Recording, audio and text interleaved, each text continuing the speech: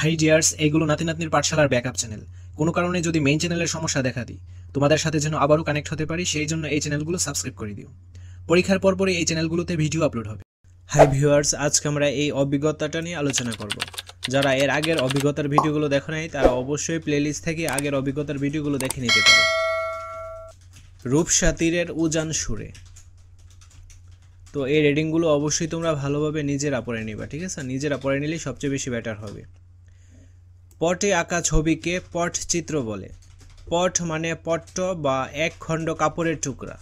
সাধারণত এক খণ্ড কাপড়ের পটচিত্র আঁকা হয়।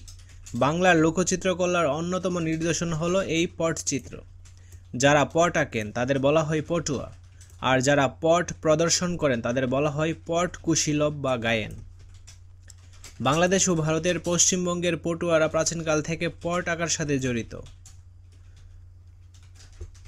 তো এখানে রয়েছে কালীঘাটের পট বা চৌক পট, গাজীর পট বা জড়ানো পট। তো এই রিডিংগুলো অবশ্যই তোমরা ভালোভাবে পড়ে নেবে। তারপর এখানে রয়েছে পাতা ফুল সহ বিভিন্ন প্রাকৃতিক উপাদান দিয়ে রং তৈরির পদ্ধতি। তো এই পদ্ধতিগুলো কিন্তু অনেক ইম্পর্টেন্ট। তো এই বাউল গানটাও অনেক ইম্পর্টেন্ট, তোমরা এটা অনুশীলন করে রাখতে পারো। লালন শাহ ফকির, তো এই রিডিংগুলো অবশ্যই তোমরা ভালোভাবে পড়ে নেবে। তো এখন আমরা এই কাজগুলো সমাধান করব। এই অধ্যায়ে আমরা যা করব, বইয়ে দেওয়া নির্দেশনা অনুসারে প্রাকৃতিক উপকরণ দিয়ে রং তৈরি করব। চলো এখন আমরা এর অ্যান্সারটা দেখে নিই। বইয়ে দেওয়া নির্দেশনা অনুসারে প্রাকৃতিক উপকরণের রং তৈরি করব। পাতা ফুল সহ বিভিন্ন প্রাকৃতিক উপাদান দিয়ে রং তৈরির পদ্ধতি। বিভিন্ন রকমের পাতা ফুল সংগ্রহ করে তা পানি দিয়ে পরিষ্কার করে ধুয়ে নিতে হবে। তারপর পাতা অথবা ফুলগুলো ছোট ছোট টুকরো করে তা শিল নোড়া অথবা পরিষ্কার পাথর দিয়ে ভালো করে পিষে নিতে হবে। এবার পিষানো পাতা বা ফুলগুলো পরিষ্কার সুতি কাপড় নিয়ে চাপ দিয়ে ছেঁকে নিতে হবে।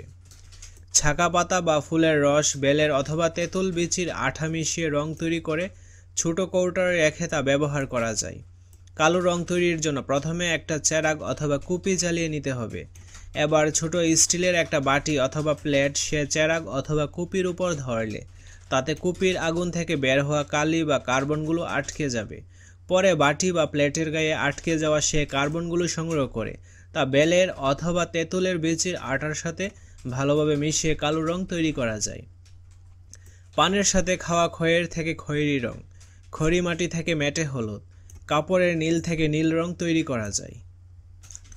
কাজ 2, বইয়ে দেওয়া সুন্দরবনের ছবিটি পটচিত্রের মতো অথবা নিজের ইচ্ছে মতো করে আঁকব। নিজেদের তৈরি রং দিয়ে অথবা পেন্সিল, কলম, রং পেন্সিল, প্যাস্টেল রং সহ সহজলভ্য যে কোনো রং দিয়ে ছবিটি রং করব। আমরা এখন এর অ্যান্সারটাও দেখে নিই। তো এইটা হলো এর অ্যান্সারটা, ঠিক আছে? তোমরা তোমাদের মতো করে ছবিটা অঙ্কন করে নিতে পারো। কাজ 3, বইয়ে দেওয়া লালন শাহের গান খাঁচার ভিতর অচিন পাখি। গানটি খালি গলায় অথবা স্বর বাজিয়ে গাওয়ার চেষ্টা করব।